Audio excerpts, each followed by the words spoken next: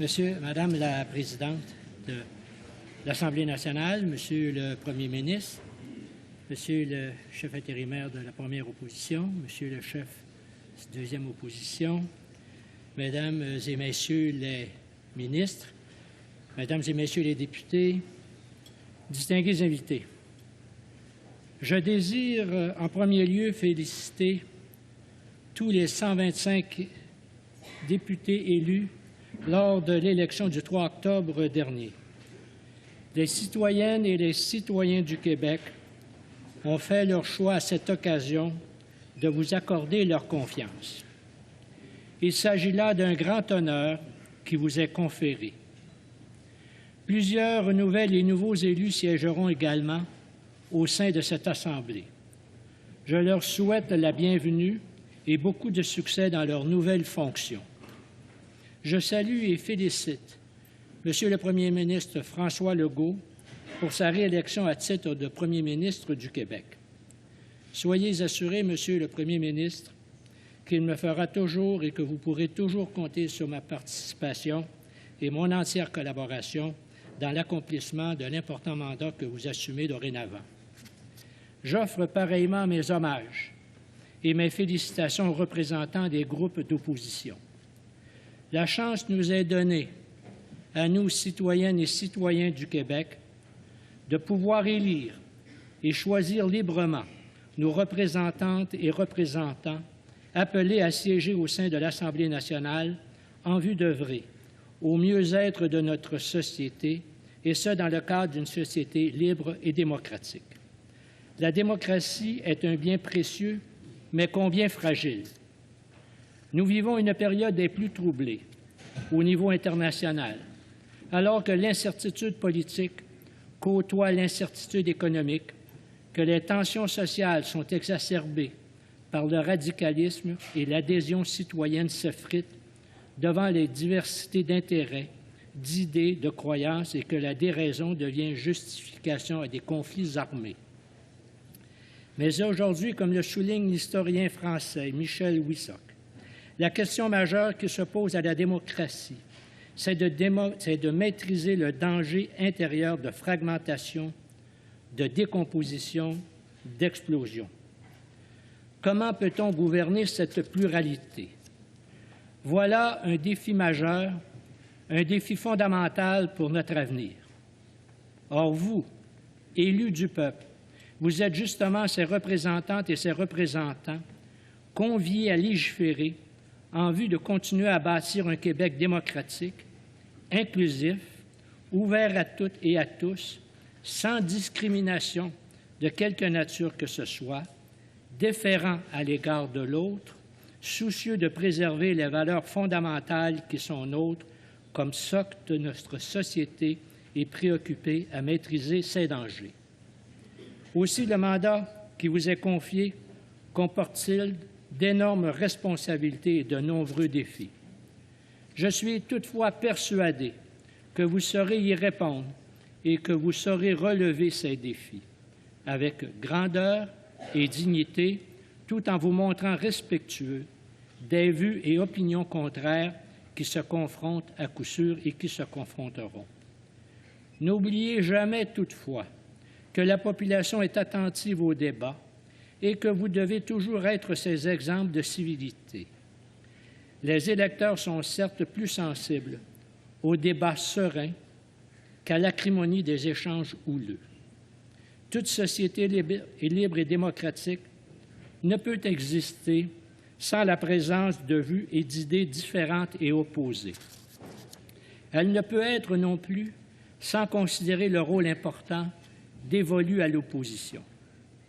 Nous devons voir en elle non seulement le reflet d'une société pluraliste et ouverte, mais nous devons aussi comprendre sa capacité de savoir et pouvoir faire progresser et avancer des idées qui puissent également répondre à des besoins de la population québécoise. La confrontation des idées est à la base sur laquelle s'appuie toute démocratie, sur laquelle s'appuie également notre démocratie. Aussi, la volonté des Québécoises et des Québécois de se doter d'une opposition multiple constitue-t-elle une occasion d'enrichir les nombreux débats à venir dans cette Assemblée. Ces débats exigent cependant le respect de l'opinion contraire, la courtoisie dans le questionnement. Nous devons tous, qui que nous soyons, quelles que soient nos allégeances politiques, respecter ces femmes et ces hommes qui, conscients de leurs devoirs sociaux, consacrent une partie de leur vie au service public. Aussi, si leurs politiques peuvent être opposées et leurs approches différentes, il n'en demeure pas moins que le but de leur engagement vise l'intérêt supérieur de la nation. En effet, sans leur concours, sans leurs idées énoncées lors des débats parlementaires et de leurs interrogations soulevées en commission parlementaire, les germes profonds d'une société moderne, désireuse de justice et de progrès, ne sauraient s'épanouir. Les électrices et électeurs du Québec ont indiqué à l'occasion des dernières élections leur volonté de reporter au pouvoir le parti qui formait depuis 2018 le gouvernement. Cette réélection s'est déroulée après que le Québec, tout comme le reste du monde, ait dû, au cours des 2 dernières années, faire face à une crise qu'aucun pays n'avait anticipée, celle d'une pandémie qui a entraîné dans son sillage nombre d'effets négatifs à tous les niveaux de la société, tout en causant des divisions non négligeables au sein de la population. Légiférer et gouverner n'est pas une mince affaire et tant cette Assemblée que le gouvernement devront à nouveau effectuer des choix politiques qui s'entrechoquent, s'entrecroisent ou s'opposent. Il lui faudra affronter un monde en profonde mutation, alors que de nombreuses inquiétudes pointent toujours à l'horizon. Santé, déficit de main-d'œuvre, inflation, inégalité sociale, changement climatique, pression démographique, cybersécurité et combien d'autres questions. Toutefois, l'inaction, la crainte et la peur ne doivent jamais supplanter l'espoir et la confiance en l'avenir. Le Québec possède de nombreux atouts et dispose de nombreux moyens pour se tourner avec optimisme vers le futur. Nous devons toujours garder en mémoire que les avantages qui sont nôtres doivent profiter à sa population. Le gouvernement a l'immense responsabilité d'œuvrer à la recherche du bien commun en vue de bâtir une société juste où le mieux-être collectif sera la pierre angulaire de cette décision. Le gouvernement est pleinement conscient des défis futurs qui confrontent le Québec et ses concitoyens. Le premier ministre énoncera dans les prochaines minutes les moyens que son gouvernement entend prendre au cours de son mandat pour répondre à ces défis et précisera à cette fin les priorités du gouvernement. Votre dévouement et vos efforts, Mesdames et Messieurs les députés, méritent mon appréciation et la plus sincère et le respect de tous les citoyens.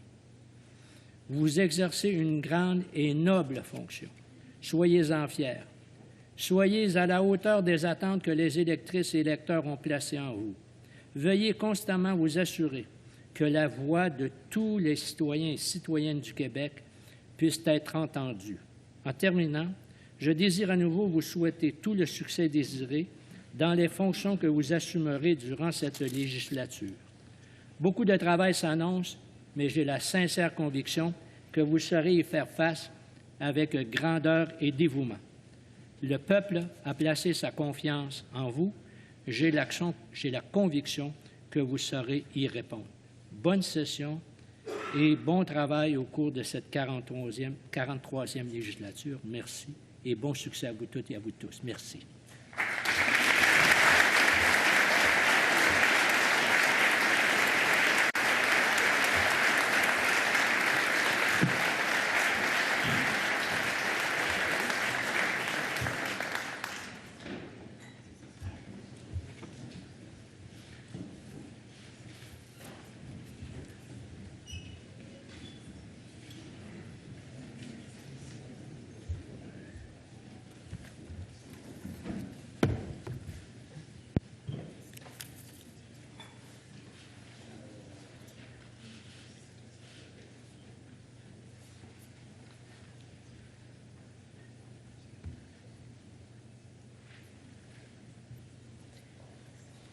Mesdames et messieurs, je vous invite à demeurer en place.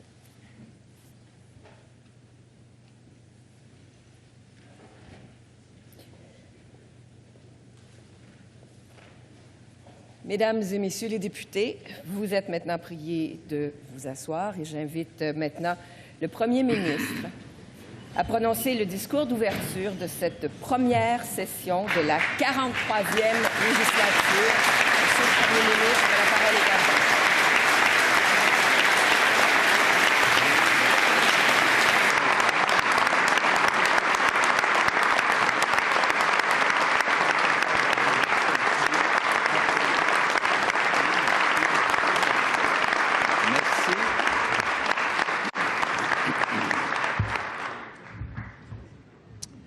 Madame la Présidente, Messieurs les chefs des oppositions, Mesdames, Messieurs les députés, Mesdames, Messieurs les invités, je vois qu'il y en a beaucoup, et puis, chers Québécois qui nous écoutent. Mes premiers mots vont être pour vous, Madame la Présidente, encore une fois.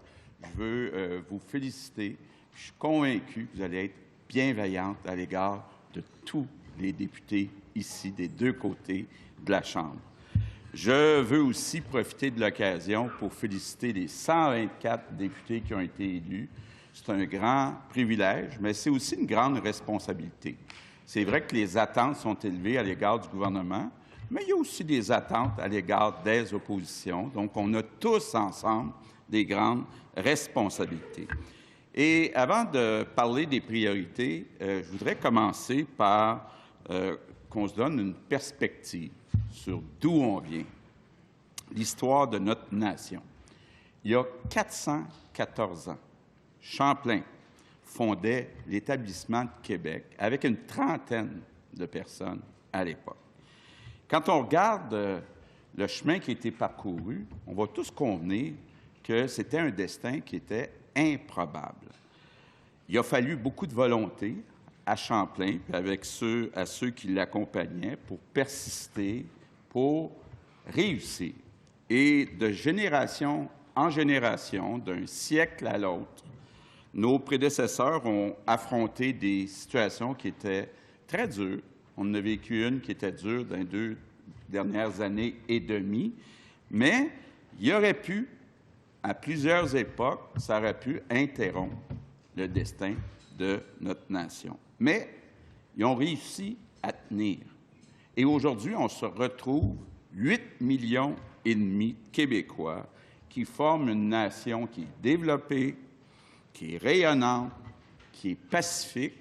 Et maintenant, quand je dis qu'on a une grande responsabilité, bien, c'est notre devoir de continuer. C'est à notre tour de continuer l'histoire de cette belle nation francophone en Amérique. Continuer, ça veut dire être capable, justement, quand il y a des moments difficiles, de serrer les coudes.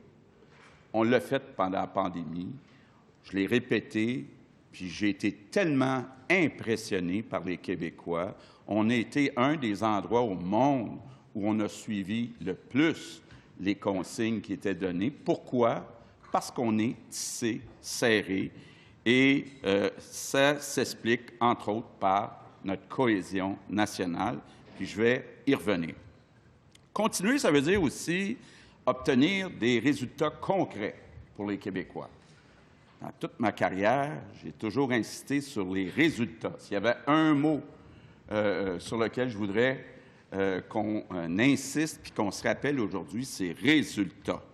Donc, on doit tous, là, les oppositions, les syndicats, toute la société civile, on doit tous travailler ensemble à obtenir des résultats concrets en se mettant en mode solution. Et comme le disait le grand Churchill, le succès n'est pas final, l'échec n'est pas fatal, ce qui compte, c'est le courage de continuer. Donc, j'oserais dire continuons, mais peut-être qu'il y en a qui pourraient faire un lien avec autre chose. Notre destination, elle est claire. Notre destination est claire. Ce qu'on veut, c'est un Québec qui est plus prospère, plus vert et plus fier. Et je veux assurer tous les Québécois que je vais peser de tout mon poids pour qu'on réussisse. Je veux un Québec qui gagne. Et en matière de prospérité, ce que ça veut dire, il y en a qui vont penser que c'est une obsession, mais pour moi, ça reste une grande priorité. Il faut réduire, éliminer notre écart de richesse avec nos voisins. Il n'y a pas de raison qu'on soit moins riche que nos voisins. Et c'est crucial qu'on fasse ce rattrapage économique pour plusieurs raisons. D'abord, pour se donner des moyens. Ensuite, pour se donner une certaine autonomie. Ensuite, pour se donner une certaine fierté. Puis aussi en pensant à nos jeunes. Moi, il y a une chose qui me tient à cœur, c'est que je souhaiterais que nos jeunes, tous nos jeunes, soient capables d'avoir une belle carrière ici au Québec, d'élever leur famille ici au Québec. Donc, on a tous une responsabilité de leur donner un contexte où c'est possible d'aller au bout de son potentiel ici au Québec.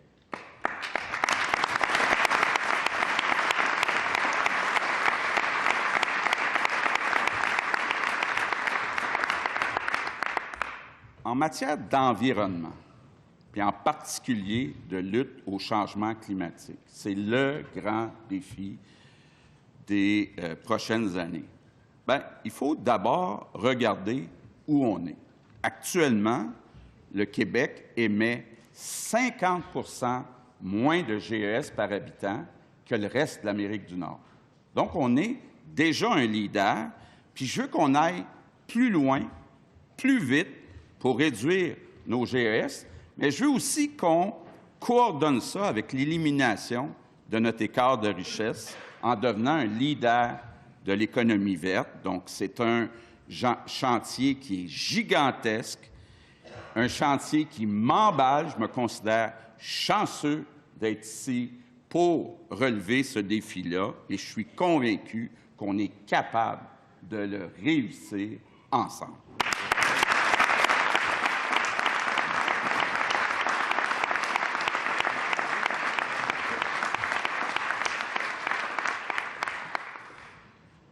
En matière d'identité, l'objectif, c'est carrément d'arrêter le déclin du français au Québec, en particulier à Montréal, d'inverser la tendance, parce que la langue française, c'est la base de notre identité comme nation et ça doit être un devoir impératif.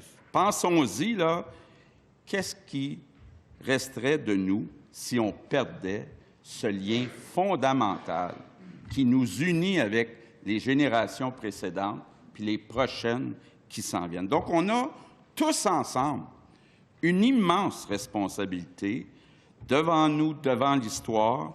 Tous ensemble, on doit arrêter le déclin du français au Québec et renverser la tendance.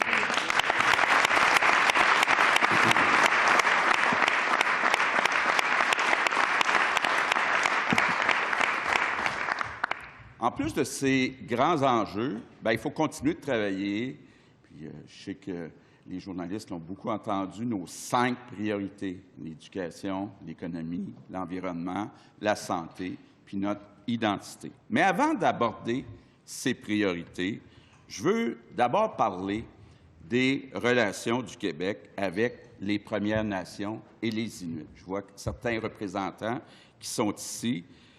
Ces relations, on les entretient depuis la fondation de notre nation. On a besoin les uns des autres. C'était le cas à l'arrivée de Champlain. Puis on doit s'inspirer de ce qui a été fait par nos prédécesseurs.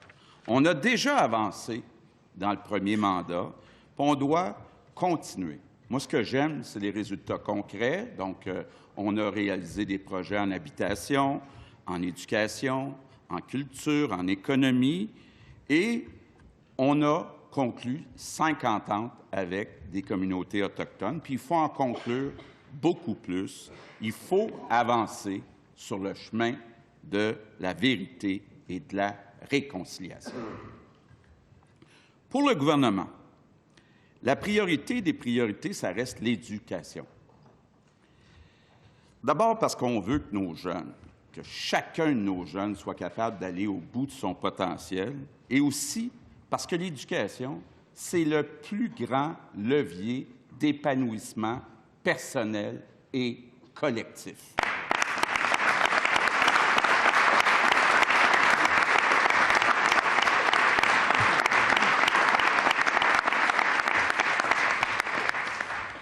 Puis avant d'aller à l'école, je regarde la ministre de la Famille, bien oui, il y a un réseau de services de garde qu'on a au Québec. On doit être fiers de ce réseau, mais on doit poursuivre le grand chantier de donner une place à chaque enfant, de convertir aussi les garderies non subventionnées en garderies subventionnées pour que chaque parent au Québec qui souhaite une place subventionnée pour son enfant soit capable de l'avoir.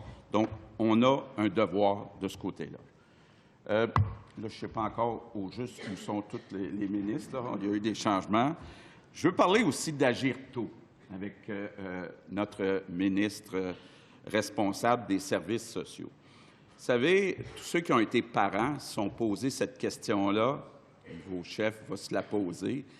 Et il y a un livre qui m'a marqué pour toute ma vie qui s'appelait « Tout se joue avant 6 ans ».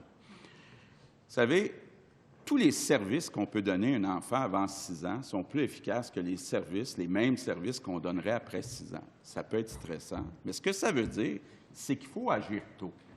Il faut détecter le plus tôt possible les enfants qui ont des difficultés d'apprentissage, puis commencer à donner des services le plus rapidement possible. Puis je suis content de voir que notre ministre y a travaillé pour être capable de donner des services plus tôt. C'est pour ça aussi qu'on va continuer de développer les maternelles 4 ans. Ce n'est pas une compétition avec les services de garde, mais il y a certains services qu'on peut offrir dans les maternelles 4 ans, entre autres pour les enfants qui ont des difficultés d'apprentissage.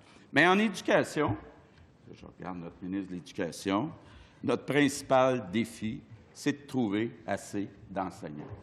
On a besoin d'en former plus, il nous en manque, et puis évidemment, on ne peut pas régler ça du jour au lendemain. Ça prend 4 ans de formation à l'université pour devenir enseignant. Donc, on a du travail à faire. Il va falloir être créatif pour y arriver rapidement. C'est la même chose avec des professionnels, que ce soit orthophonistes, orthopédagogues. C'est la même chose avec nos éducatrices en service de garde, avec tous nos directeurs, directrices d'école, le personnel de soutien. Donc, on doit travailler d'abord à aller chercher ces personnes formées pour nos enfants. L'autre grand chantier, toujours en éducation, c'est de rénover nos écoles. On a commencé, on a doublé le budget dans le dernier mandat, mais il reste encore énormément de travail à faire. Il faut rénover nos écoles, il faut construire avec notre nouveau modèle de belles écoles.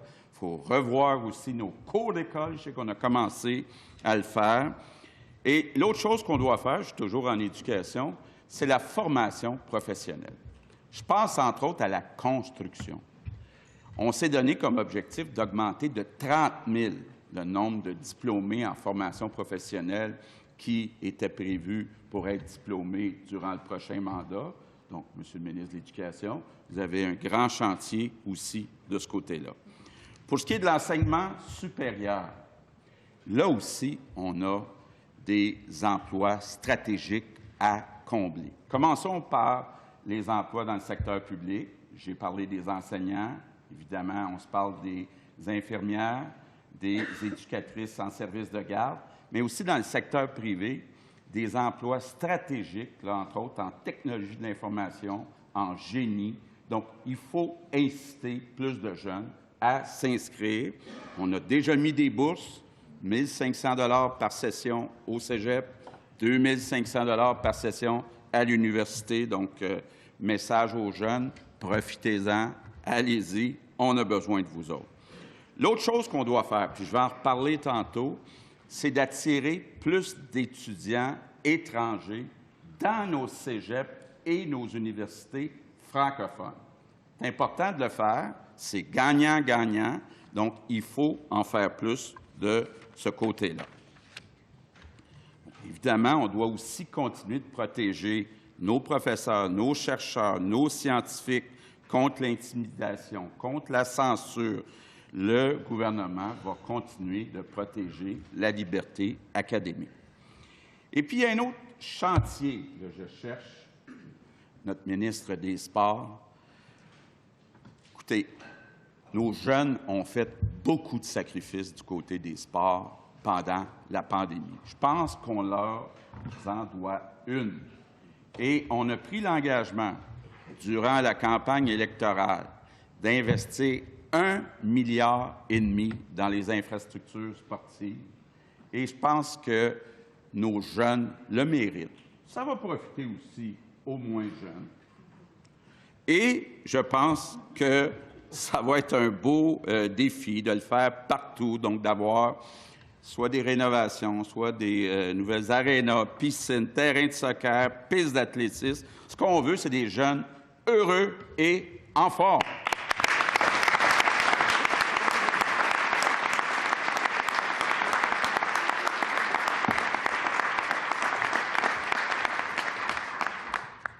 Bon, après l'éducation, il y a l'économie. Évidemment qu'il y a beaucoup de choses en économie. D'abord, faire face à l'inflation, aider les Québécois en remettant de l'argent dans leur portefeuille. On l'a fait beaucoup dans le premier mandat. Notre ministre des Finances a été très, très généreux dans le dernier mandat. Il va falloir qu'il le reste dans le prochain. Tout en équilibrant le plus vite possible le budget avant qu'ils me le disent, d'ailleurs. Et je pense que oui, des finances publiques en ordre, c'est le meilleur moyen pour relever les défis qui nous attendent. Donc, à court terme, le ministre des Finances va aider les Québécois avec l'inflation qui est élevée, avec les taux d'intérêt qui sont élevés. On a pris des engagements avec ce qu'on a appelé le bouclier anti-inflation. On va respecter notre parole. Donc, au cours des prochaines semaines, les Québécois vont recevoir entre 400 et 600 $. Les personnes aînées, 70 ans et plus, avec un faible revenu, vont maintenant avoir un crédit d'impôt de 2 000 $. On va plafonner la hausse des tarifs gouvernementaux des particuliers à 3 %, puis les prestations qui sont versées par le gouvernement vont être indexées. Et dès l'année prochaine, ça c'est le budget du printemps 2023, on a promis de baisser les impôts, on va baisser les impôts des Québécois, donc on va continuer de remettre de l'argent dans le portefeuille des Québécois.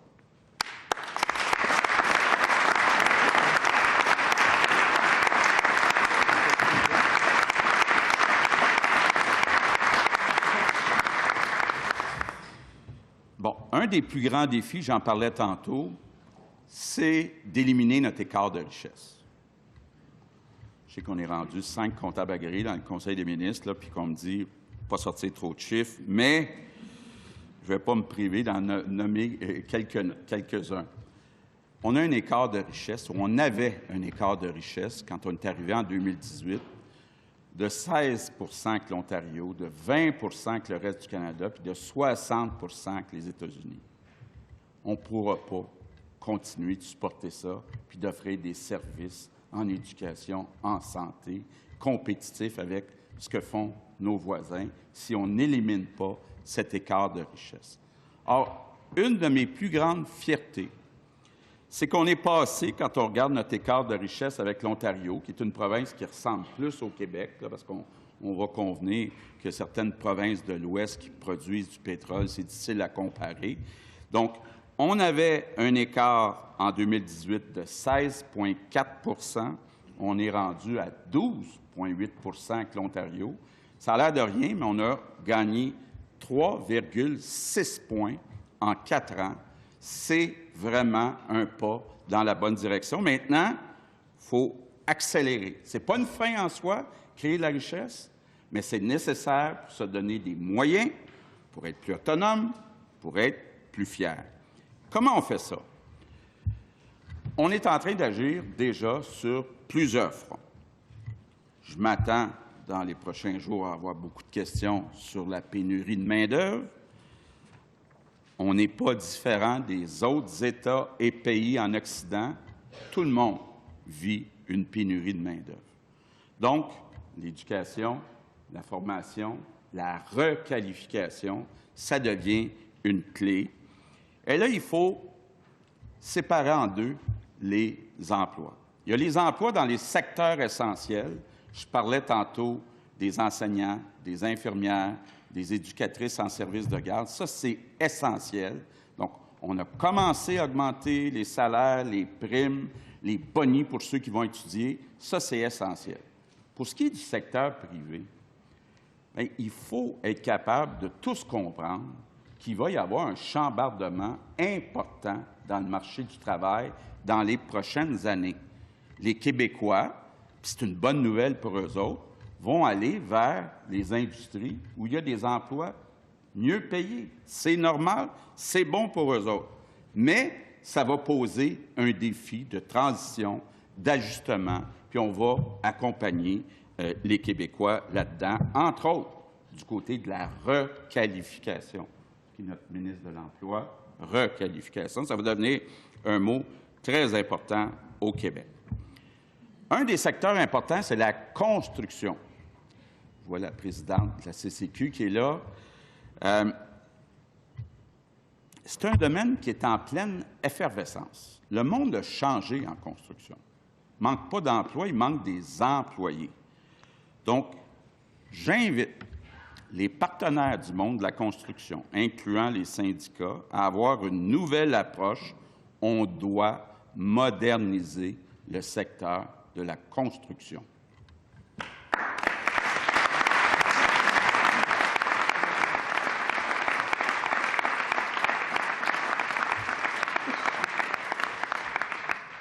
Bon, l'autre chose qu'on doit faire, c'est de convaincre des personnes de 65 ans et plus, soit de revenir au travail ou de rester au travail. Donc, on a déjà des mesures. Notre ministre des Finances a déjà mis des mesures. Puis là, il va rendre les cotisations au RRQ facultatives. Donc, je pense que ça va être une autre façon d'attirer les personnes de 65 ans et plus. Évidemment, on va se parler d'immigration. Je vois le leader là, qui attendait ça impatiemment. D'abord, c'est important de se dire que l'immigration, ce n'est pas une solution miracle. Ça fait partie du coffre à outils, mais on a, puis je le disais tantôt, aussi le défi de concilier ça avec la survie, la protection, l'expansion du français au Québec. Et il va y avoir plusieurs façons, puis je vais y revenir tantôt pour parler spécifiquement d'immigration, mais entre autres, je pense qu'une approche qu'il faut regarder, c'est d'avoir plus d'étudiants étrangers qui viennent étudier dans nos cégeps et nos universités, qui viennent obtenir un diplôme ici en français. C'est gagnant-gagnant. Mais toujours pour faire face à la pénurie de main-d'œuvre, le plus important, c'est d'augmenter la productivité des entreprises. Notre ministre de l'Économie, avec Investissement Québec, ils ont travaillé très fort depuis 4 ans et il y a des bonnes nouvelles de ce côté-là. Depuis 3 ans, la croissance de la productivité au Québec a été 3 fois plus importante que dans le reste du Canada. Donc, ça veut dire que nos entreprises québécoises s'automatisent, se numérisent, adoptent des nouvelles technologies et donc en font plus avec le même nombre d'employés. On va continuer d'aider les entreprises. L'autre secteur qui est important, évidemment, au Québec, c'est l'aérospatial. Ça fait partie, c'est une partie importante de nos exportations internationales. C'est une partie importante de la recherche et développement au Québec. Donc, c'est une industrie qui est stratégique, où on crée beaucoup de richesses. De façon générale aussi, ce qu'on veut, c'est de créer plus de zones d'innovation. On a commencé à Bromont, à Sherbrooke. Je sais qu'il y a une trentaine de demandes sur la table, donc il va falloir que notre ministre de l'Économie travaille très fort, plus fort encore. Et ce qu'on cherche à faire, c'est de mettre ensemble la recherche appliquée de nos universités et de nos cégeps avec des entreprises pour être capable de créer des générateurs de richesse. Puis actuellement, malheureusement, vois une personne qui connaît bien ça qui est avec nous. On est très bon en recherche quand on se compare en pourcentage du PIB avec ailleurs dans le monde, mais on n'est pas bon quand on regarde le nombre de brevets pour la population qu'on a. Donc, va falloir faire plus de recherche appliquée, entre autres dans des nouvelles zones d'innovation. Puis je le disais tantôt aussi, la ministre de l'Enseignement supérieur va avoir un grand défi d'attirer plus de gens à étudier en génie, en technologie de l'information. C'est stratégique pour le succès, pour l'avenir du Québec. Ce qu'on souhaite aussi, puis j'en parlais un peu plus tôt, c'est de développer l'économie verte. On a déjà commencé. On a des entreprises qui fabriquent des autobus électriques, des camions électriques. On est en train, en Mauricie, dans le centre du Québec, de développer tout ce qu'on appelle la filière batterie, des minéraux jusqu'au recyclage à la fin.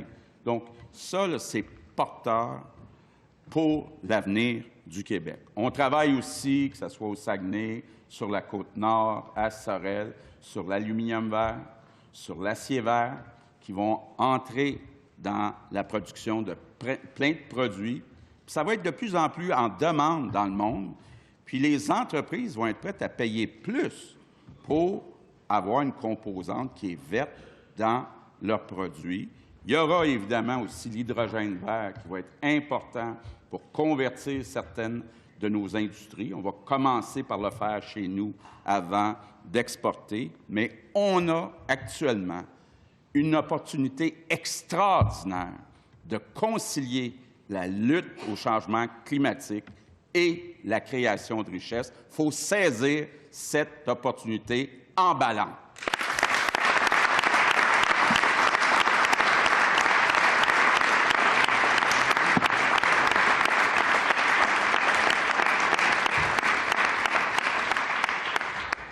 L'autre front qu'on a ouvert durant le premier mandat, c'est l'achat local et la production locale. J'étais content de voir, là, même le vendredi fou, là, beaucoup de gens ont utilisé le panier bleu. Le panier bleu, au début, c'était juste une vitrine. Là, c'est maintenant transactionnel. La prochaine étape, c'est qu'on fasse de la livraison de produits. Parce que oui, comme tous les États dans le monde, on est inquiet de la présence de grandes entreprises comme Amazon qui livrent des produits qui sont souvent américains chez les consommateurs de partout dans le monde. Donc, il y a une priorité à mettre sur l'achat local. Évidemment, la première chose qu'il faut faire, oui, ma présidente là, du Conseil du Trésor, c'est d'être un modèle. Donc, la présidente du Conseil du Trésor a travaillé à ce qu'on ait plus d'achats du gouvernement, des sociétés d'État qui se fassent auprès de nos entreprises. C'est un péché quand il y a un produit québécois compétitif, de qualité, d'aller acheter ça ailleurs. Donc, il faut donner l'exemple, mais il faut aussi, éventuellement, que nos entreprises, puis les Québécois, les Québécoises, s'habituent à leur réflexe d'acheter québécois. Donc, c'est important. C'est important aussi dans le bioalimentaire. Quel côté, rendu là? Depuis 4 ans, les investissements dans le bioalimentaire ont augmenté de 65 %. Pas 6,5 %, de 65 % par année. Puis on va continuer à supporter nos agriculteurs parce que l'agriculture, c'est important dans beaucoup de régions au Québec. On a besoin d'avoir une agriculture qui est durable. On a besoin d'aider la relève agricole. On a besoin d'innover. Je pense entre autres à toutes les vaches qui sont en liberté actuellement. C'est beaucoup d'innovation. Le gouvernement a aussi à cœur le développement de toutes les régions dans tous les secteurs. Je pense entre autres à 3 secteurs qui sont importants où on a pris des engagements pendant la campagne électorale, revitaliser nos petites municipalités, nos villages. On sait au Québec Il y a 1100...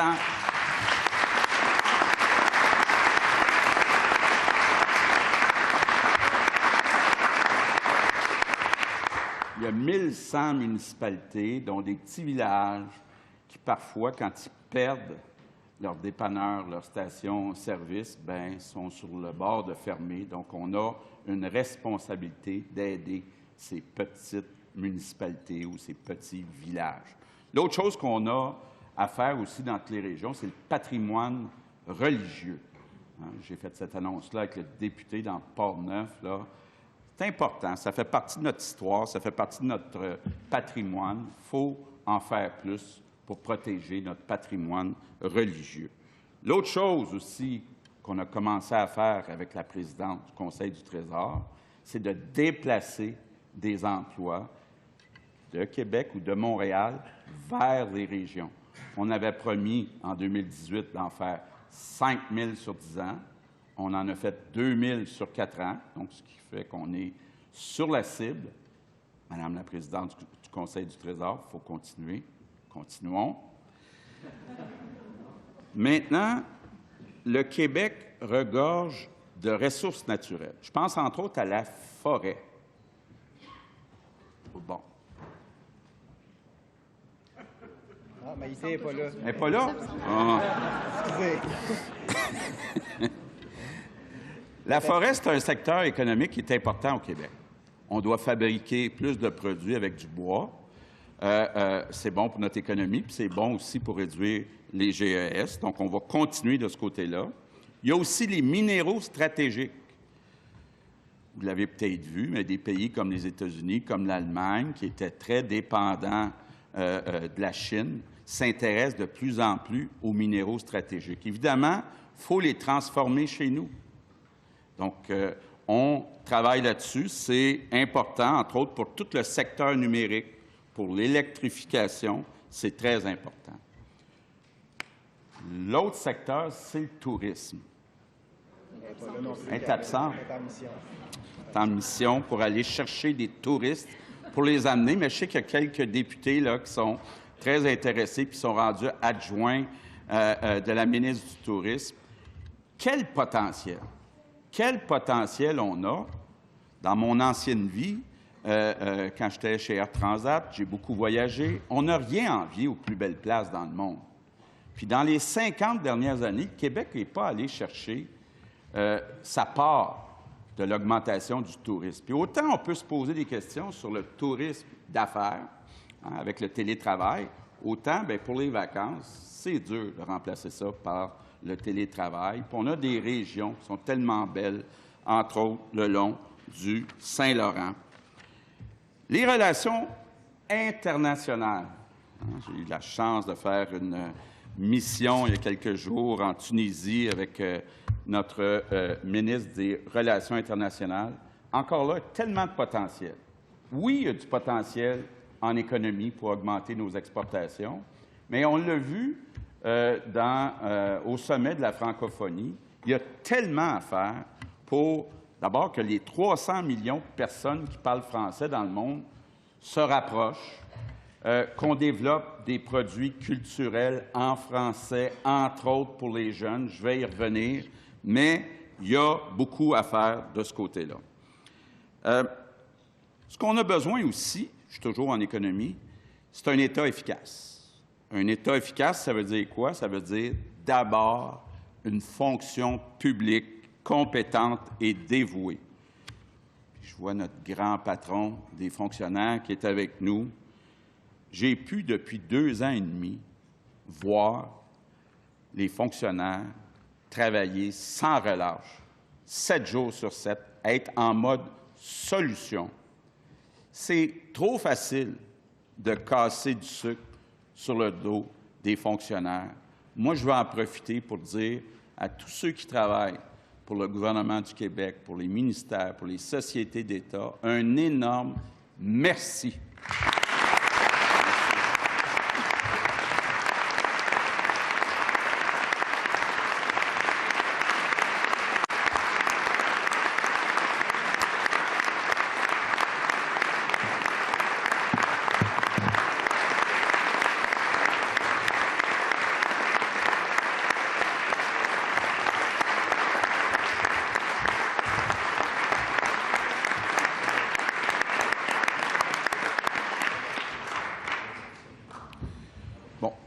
L'autre chose dont on parle quand on parle d'efficacité de l'État, c'est la bureaucratie, la lourdeur, la lenteur. Il y a du travail encore à faire de ce côté-là. Un petit peu. Je donne un exemple. Où est notre ministre de l'Habitation, juste là? Il y a des milliards qui sont disponibles pour construire des logements sociaux et abordables. On n'arrive pas à les construire. Bien, il va falloir trouver le moyen d'aller plus vite. C'est vrai dans tous les ministères. J'ai demandé à tous les ministres, dans tous les ministères, comment revoir les processus pour aller plus vite. C'est la même chose dans les sociétés d'État. Il faut être plus rapide, plus agile, plus souple. C'est vrai aussi pour le monde politique. Quand il y a une crise, souvent le réflexe, c'est d'ajouter des contrôles, des règles, plus de personnel. C'est une réponse un peu facile. Donc, faisons attention de ne pas toujours nous-mêmes être responsables de l'ajout de plus de lourdeur. L'autre aspect qui est important pour l'efficacité de l'État, c'est la transformation numérique. Bon, d'abord, il faut se protéger contre les cyberattaques. Il faut protéger les données des citoyens. Le nouveau ministère de la cybersécurité et du numérique doit nous aider à rendre notre État plus efficace. Puis c'est possible. On l'a vu au ministère de la Santé avec la vaccination. C'est possible. Donc, on est capable de faire des choses de façon efficace, puis il faut continuer cette transformation numérique. Parlant du numérique, une de mes grandes fiertés des 4 dernières années, l'Internet haute vitesse. Tous ceux qui veulent l'avoir peuvent l'avoir. Il y en a qui ont préféré, à cause de Starlink, attendre d'avoir la fibre, là, mais c'est une belle réussite, mais il ne faut pas arrêter là. Il faut continuer. J'ai pas le droit de dire ça ici. Bromont, Oxford, en tout cas, peu importe, là. Orford.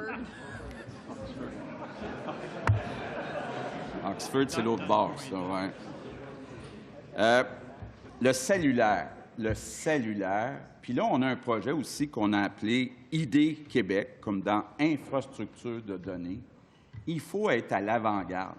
Ça va être une clé, ça va être stratégique dans les prochaines années pour être capable d'offrir à nos entreprises, aux Québécois, des infrastructures de pointe. Ça va être une façon de créer de la richesse. Ça va être aussi une façon de réduire les GES. Je pense, par exemple, à l'automatisation de la production, les bâtiments intelligents, la gestion du trafic, les véhicules intelligents qui s'en viennent.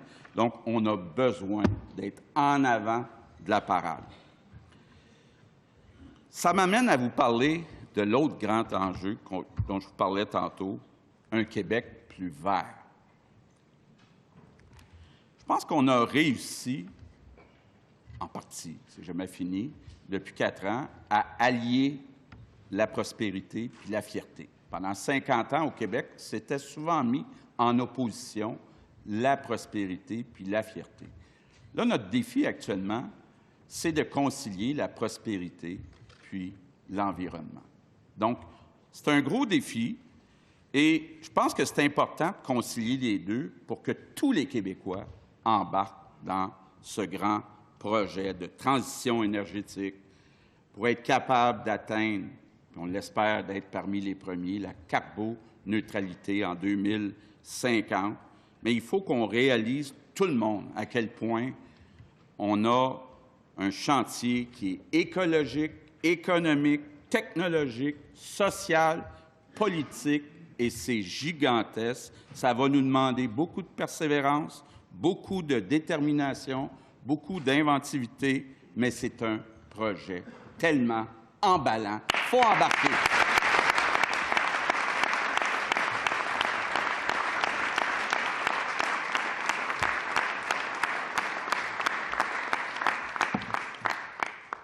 Bon, pour réussir cette transition énergétique, ça va prendre beaucoup d'électricité. On l'a dit, on a calculé, ça va prendre l'équivalent de 100 TWh d'électricité d'ici 2050 pour électrifier toute l'économie du Québec. 100 TWh de plus que le 200 TWh qu'on a déjà chez Hydro-Québec. Ça veut dire que le défi qu'on a au cours des prochaines années, c'est de bâtir un demi-Hydro-Québec. Vous voyez la durée, ce que ça a pris pour construire Hydro-Québec. Là, il faut en faire 50 % dans un délai qui est très restreint. Et n'oublions pas une chose, en 2041, notre contrat pour Churchill Falls se termine. Je ne voudrais pas être dans une position de faiblesse pour négocier. Puis ça va se négocier maintenant. Donc, c'est important, si on veut être capable d'avoir un plan à long terme pour les Québécois, pour les entreprises, il va falloir savoir où est-ce qu'on s'en va après 2041. Donc, très, très, très important. Comment on va aller chercher ce 100 TWh? Bon, premièrement, efficacité et sobriété énergétique. Il y a beaucoup à faire encore de ce côté-là. Deuxièmement, l'éolien. L'éolien, pendant un certain temps, c'était coûteux. Là, c'est rendu très compétitif. Donc, on va continuer d'accélérer les projets en éolien. Il y a des projets aussi sur lesquels on travaille en bioénergie. On travaille aussi et on va travailler à moderniser nos centrales électriques. Et oui, il faut envisager sérieusement la construction de nouveaux barrages. Partout dans le monde, les États se demandent comment ils vont remplacer le pétrole, le gaz puis le charbon. Il y a deux solutions qui se présentent.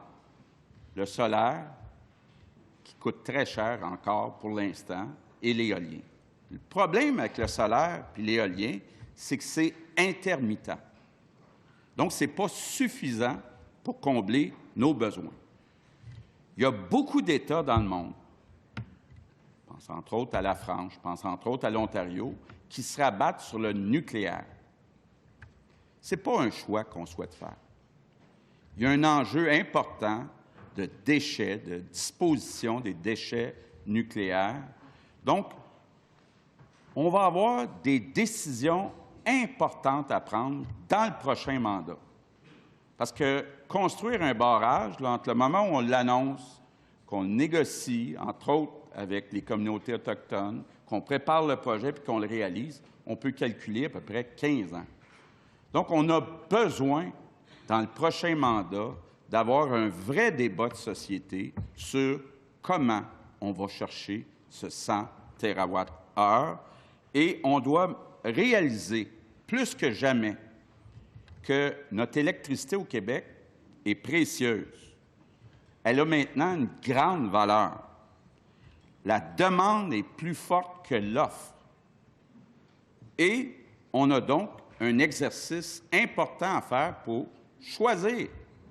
Choisir en fonction de nos deux grands objectifs, créer de la richesse puis éliminer les GES. Ça va être un débat important des prochaines années pour réussir la transition énergétique.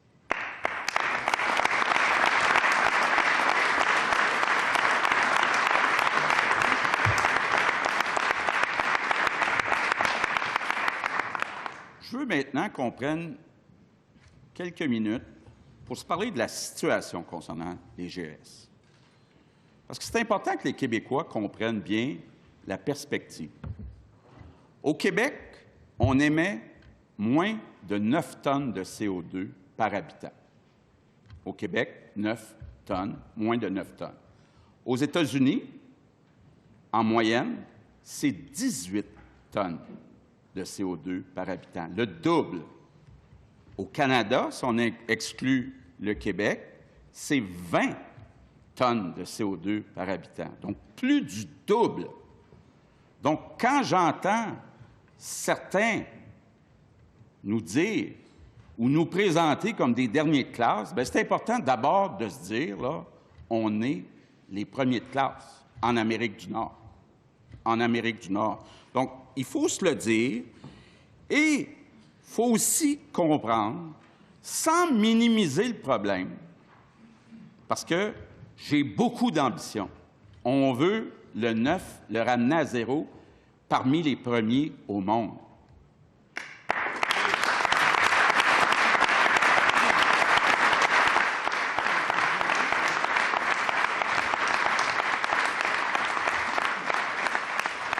Mais il ne faut pas être dogmatique. Il ne faut pas être dogmatique, parce que quand on dit réduire de 37,5 ou de 45 ou de 55 on part déjà à la moitié du reste de l'Amérique du Nord. Donc, il faut en tenir compte, il faut être ambitieux, mais sans être dogmatique. Il faut quand même que tout le monde comprenne là, que nos entreprises, on leur impose des règles qui sont plus dures que les entreprises compétitrices qui ont dans le reste de l'Amérique du Nord. Il faut juste garder ça en tête. Ça ne veut pas dire qu'on n'a pas d'ambition. On veut rester les meilleurs. Donc ça, c'est très clair. Et quand on dit qu'on est les meilleurs, c'est sans compter ce qu'on fait pour nos voisins. Rappelez-vous, en 2018, ici, il y en a qui se moquaient de nous quand on disait qu'on voulait négocier un contrat avec l'État de New York. Bien, voyons, vous réussirez jamais. Bien, on a signé un contrat avec New York. Ça devait être annoncé aujourd'hui, malheureusement, pour toutes sortes de raisons. La ministre n'a pas pu y aller. Là, on me dit que la gouverneure va venir nous voir, la gouverneure de New York. Mais écoutez, là, c'est pas rien. En plus d'être à 50 des GS du reste de l'Amérique du Nord, le contrat qu'on a avec New York, ça va enlever l'équivalent d'1 million d'autos sur les routes. Puis c'est payant pour le Québec. Donc, il faut tenir compte de ça.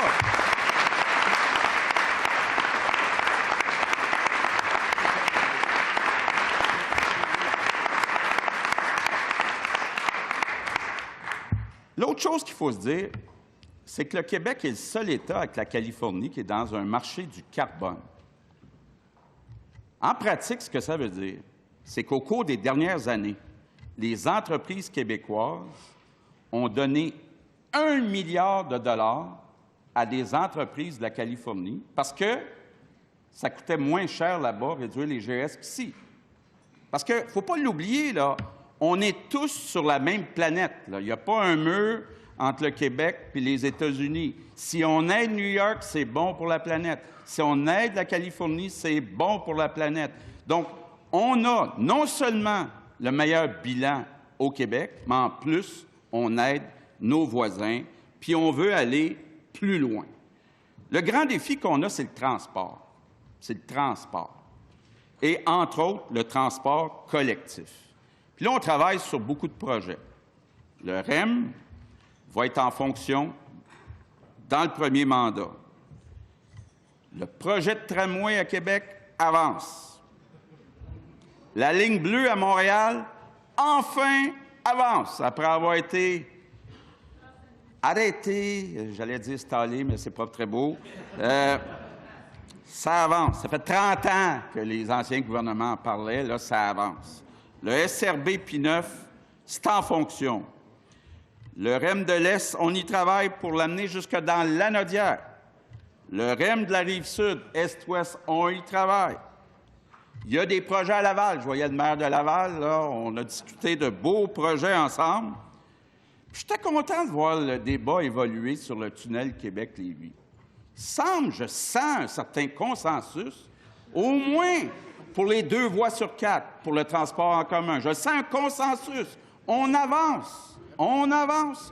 C'est important qu'on soit capable d'avoir du transport collectif, centre-ville de Lévis à centre-ville de Québec et de centre-ville de Québec à centre-ville de Lévis. On va finir par convaincre ceux qui étaient plus difficiles à convaincre. Et c'est sans parler de plein d'autres projets qu'on a avec la ministre des Transports. Oui.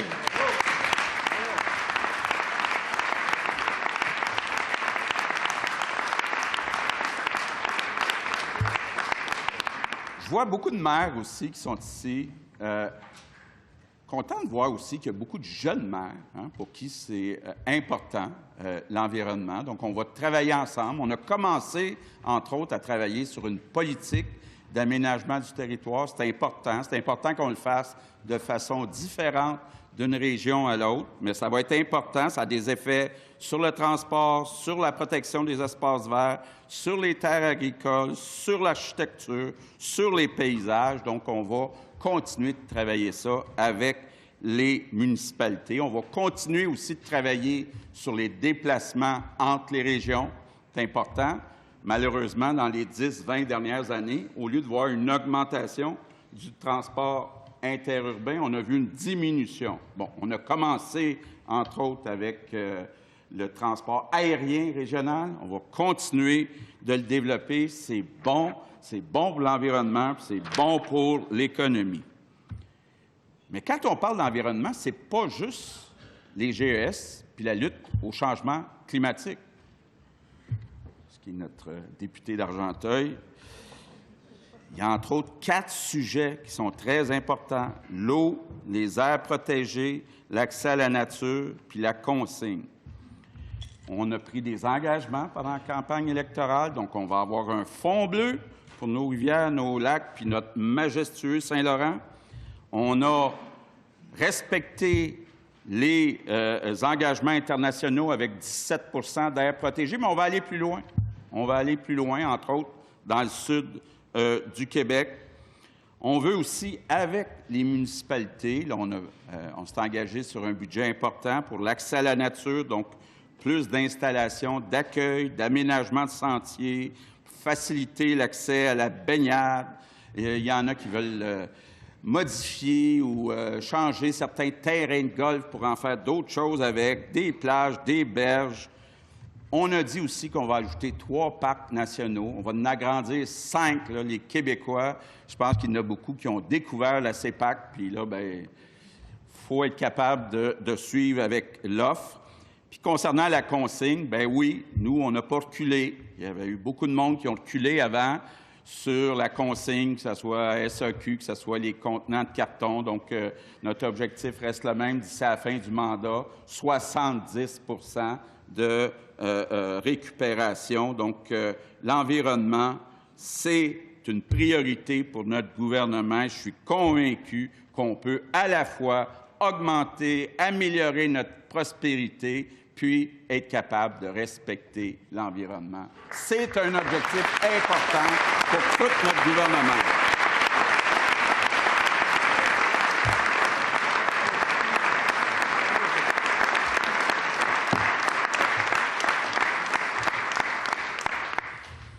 Parlons maintenant de santé. Je ne sais pas s'il y en a beaucoup qui voudraient être dans la chaise de notre ministre de la Santé, là, mais bon, on a une équipe solide, un plan solide. On a déjà avancé sur plusieurs fronts. C'est donné un plan sur 5 ans. On a commencé à augmenter certains salaires, certaines primes, mis en place guichets d'accès à première ligne, tableau de bord. Et évidemment, l'objectif qui est le plus attendu, c'est que tous les Québécois aient accès à un médecin de famille ou une professionnelle de la santé. Ça va être important pour dégager notre réseau, qu'on ait une première ligne qui est forte. Évidemment, le principal défi, ça reste le personnel. Donc, ce qu'on veut, c'est une approche décentralisée, flexible. On veut aussi créer Agence Santé Québec, où on va mettre les opérations à part, et on veut une gestion de proximité. Donc, on veut rapprocher les décisions du terrain. Ça veut dire, entre autres, la fabrication des horaires de travail pour être capable d'éliminer le travail supplémentaire obligatoire, le temps supplémentaire obligatoire. Une des choses qui est importante, évidemment, aussi, c'est l'élargissement des pratiques professionnelles. Être capable de déléguer plus aux infirmières, aux physiothérapeutes, aux pharmaciens, aux paramédics. Et là, je veux lancer un message à tous les responsables des ordres professionnels. On a besoin de résultats. On a besoin, de façon pressante, d'élargir les responsabilités de chacun des groupes de professionnels. Il faut que tout le monde se montre ouvert, tout le monde se mette en mode solution. On a besoin de résultats avec vous autres, les ordres professionnels.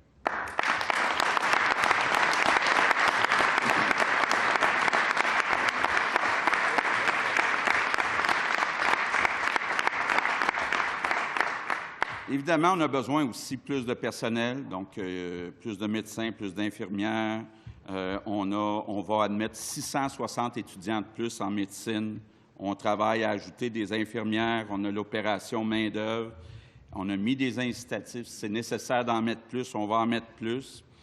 Il y a une chose qu'on veut faire aussi, puis je sais que c'est un sujet qui intéresse beaucoup le député de Saint-Jérôme, mettre en place 2 mini-hôpitaux privés. C'est important. Ça va être un modèle. Je vois le chef de Québec solidaire qui est en train de tout s'arracher les cheveux. Hein? Il ne faut pas être dogmatique. D'abord, c'est important de le dire, le privé, on parle d'un privé où les Québécois payent avec leur carte d'assurance maladie. Donc, c'est gratuit pour les Québécois, mais c'est un mode de fonctionnement où ces hôpitaux-là vont être ouverts 24 heures sur 24, 7 jours sur 7, vont être traités de la même façon que les hôpitaux publics, mais ça va nous montrer un nouveau modèle pour être plus efficace. Et on l'a vu pendant la pandémie, on a été capable de faire beaucoup de chirurgie au privé.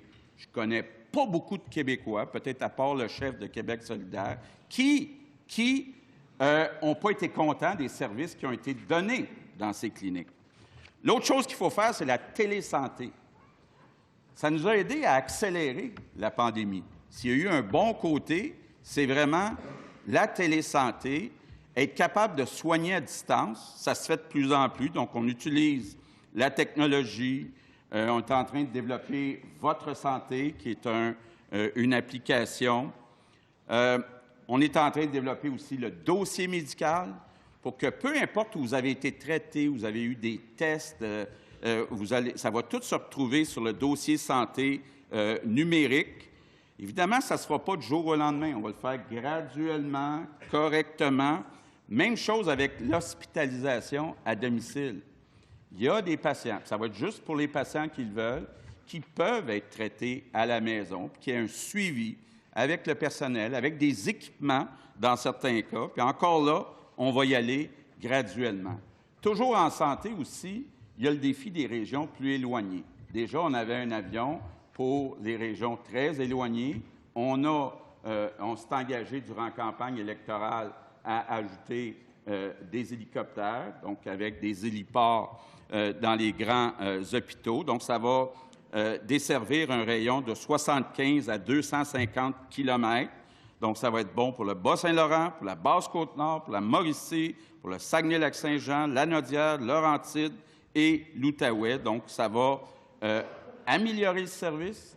Ça va éviter aussi de monopoliser pendant des heures et des heures des ambulances qui sont obligées d'amener les patients loin de chez eux.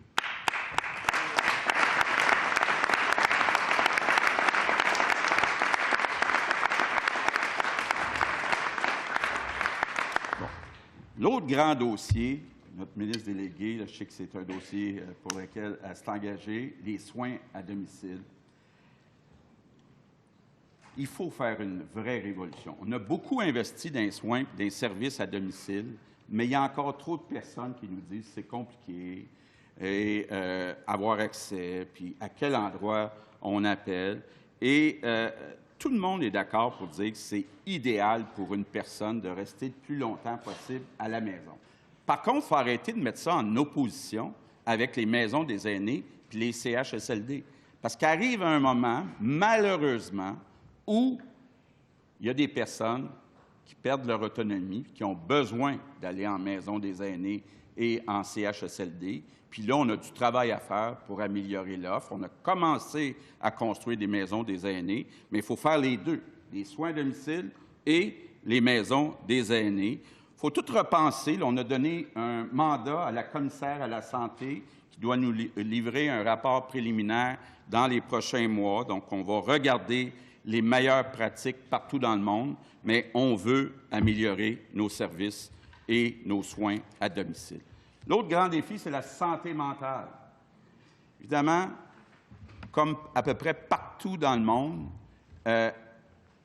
les problèmes se sont additionnés, ont augmenté pendant la pandémie. Des gens là, que de se retrouver toutes seules, des personnes qui sont retrouvées toutes seules, ont développé des problèmes. Les listes d'attente, on a réussi à les maintenir, mais dans le fond, le nombre de personnes traitées a augmenté. Donc, on a vraiment le défi de former, là aussi, des ressources. On a besoin aussi de faire la même chose à la DPJ. La DPJ, il y a des listes d'attente qui sont trop longues. On va continuer d'ajouter du personnel, continuer aussi d'appliquer les recommandations du rapport de Régine Laurent. Donc, il y a du travail à faire de ce côté-là. Mais il y a un grand défi de financement en santé. Un grand défi de financement. Et on a besoin de l'aide du gouvernement fédéral. Ça n'a pas de bon sens que les dépenses de santé, partout dans toutes les provinces, augmentent à un rythme de 5-6 % par année à cause des impacts du vieillissement de la population, que ce soit la seule dépense, tout gouvernement confondu, qui augmente à ce rythme-là, puis je parle d'une année normale, je ne parle pas d'une année avec une inflation comme on vit actuellement, une année normale, et le gouvernement fédéral finance seulement 22 % des dépenses de santé au Canada, au Québec. Pourtant, les Québécois envoient plus de 40 % de leurs impôts à Ottawa.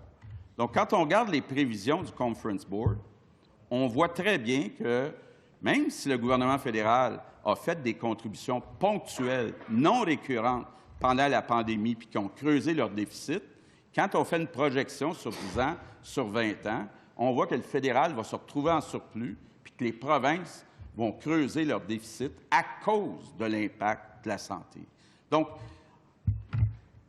il est temps qu'on s'assoie, les premiers ministres des provinces, des territoires, avec le premier ministre du Canada, puis qu'on règle ce dossier-là. On est raisonnable, on dit que le fédéral devrait passer de 22 % des dépenses de santé à 35 % des dépenses de santé. Quand on dit qu'il y a 40 % de nos impôts qui vont à Ottawa, bien, je pense que 35 % des dépenses en santé, ça serait juste normal. Puis par la suite, il faut les indexer à 5-6 % parce que les impacts du vieillissement viennent augmenter les dépenses de santé à ce rythme-là.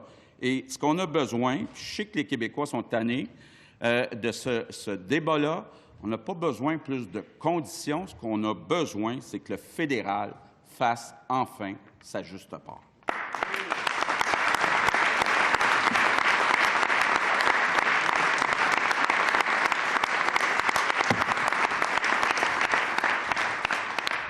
Je conclus sur la santé en disant on a besoin de la collaboration, là aussi, de tout le monde.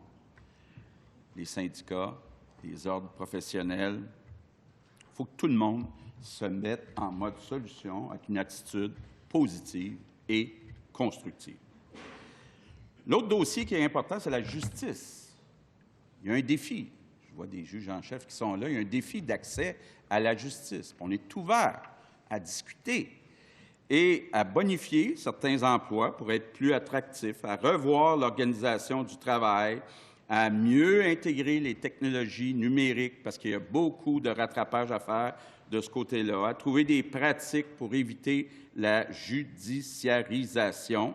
Donc, on va travailler là-dessus. J'ai confiance qu'on va y arriver. La sécurité. Oui, notre ami Franck. Right there. Évidemment, il n'y a personne qui est content de voir ce qui se passe à Montréal depuis un certain nombre de mois. Personne. Le Québec puis Montréal ont la réputation partout dans le monde d'être un des endroits les plus sécuritaires au monde. Là, il y a de la violence et on va prendre les moyens pour ajouter des policiers, pour que Centaure continue à faire son travail. Évidemment, il y a tout le travail aussi, violence faite aux femmes. Il faut agir. L'ex-ministre a fait des choses concernant les bracelets anti-rapprochement. Il faut continuer. On veut avoir un Québec qui est sécuritaire, un Québec où il fait bon vivre, un Québec où les femmes se sentent en sécurité. C'est important.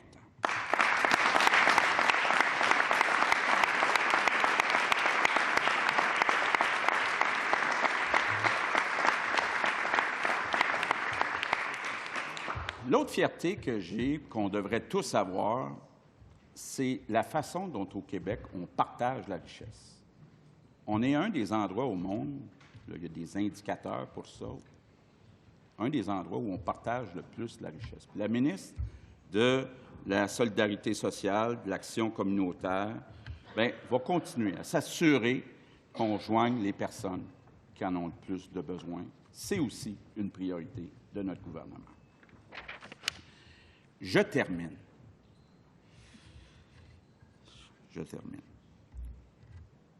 Avec la langue et la culture. Je le disais tantôt, le déclin du français, c'est un enjeu existentiel pour le Québec. Je parle au sens propre là, de l'existence même de notre nation. La situation est préoccupante. Je vais vous donner encore là quelques chiffres. Je pense que c'est important que tout le monde s'approprie ces chiffres. Quand on regarde l'évolution de 2001 à 2021, donc en 20 ans, puis qu'on regarde la proportion des personnes qui parlent le plus souvent en français à la maison. Au Québec, on est passé en 20 ans de 82,3 à 77,5 %. Mais le plus inquiétant, c'est l'île de Montréal. Sur l'île de Montréal, on est passé de 54,6 % en 2001 à 48,3 % en 2021. On est tombé en bas de la barre du 50 %.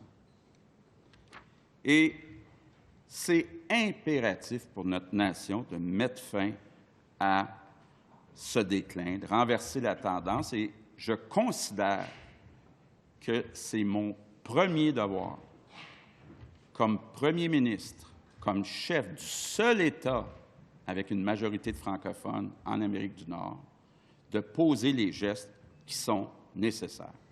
On a commencé à le faire dans le dernier mandat avec la loi 96. C'était le geste le plus fort depuis la loi 101 de 1977. On a étendu le français langue de travail aux entreprises de 25 à 49 employés, aux entreprises à charte fédérale. On a plafonné le nombre d'inscriptions dans les cégeps anglophones. On a inscrit notre caractère francophone dans la Constitution. On a créé Francisation au Québec. On a augmenté les moyens financiers pour la francisation. On a agi pour que le français, langue de communication de l'État, soit plus clair que jamais. C'est sûr que les effets de ces gestes-là vont apparaître dans les prochaines années. Mais ce n'est pas suffisant. On ne doit pas en rester là. Et j'ai demandé au ministre responsable de la langue française et à la ministre responsable de l'immigration, qu'on se donne un tableau de bord, puis qu'on ait des chiffres à chaque année. Vous savez qu'actuellement, les gouvernements qui se sont succédés ont toléré qu'on attende les chiffres de Statistique Canada aux 5 ans. Je pense que la situation est assez grave pour qu'on ait nos propres chiffres puis qu'on les ait à chaque année pour être capable de suivre la situation. Et je veux vous parler d'immigration. Évidemment, beaucoup de choses qui ont été dites, entre autres pendant la campagne électorale. Il y a un lien indéniable entre la politique d'immigration et la vitalité de la langue française. Avant d'aller plus loin, je veux dire une chose. Les Québécois sont en faveur de l'immigration. les élus ici, ce que j'en sais, là, les 125 élus ici sont en faveur de l'immigration. La nation québécoise est une des nations les plus accueillantes dans le monde. Puis les nouveaux Québécois, ce sont une richesse pour le Québec. Mais le débat ne porte pas là-dessus. Ce qu'on cherche, c'est la meilleure politique d'immigration et d'intégration qui tient compte de notre contexte nord-américain puis de la forte attractivité de la langue anglaise.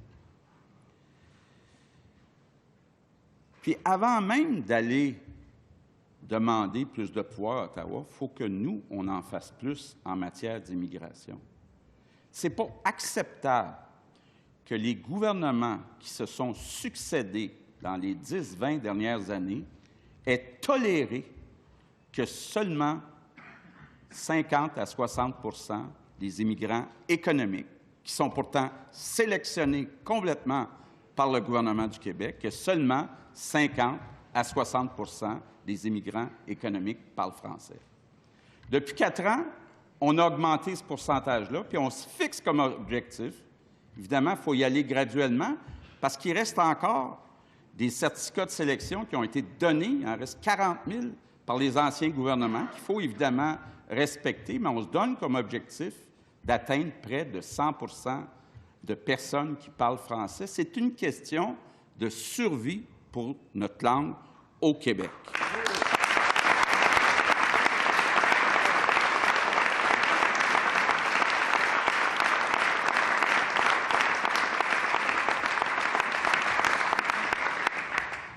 Puis une des bonnes façons d'y arriver, ce sont des étudiants étrangers qui viennent dans nos cégeps et nos universités francophones.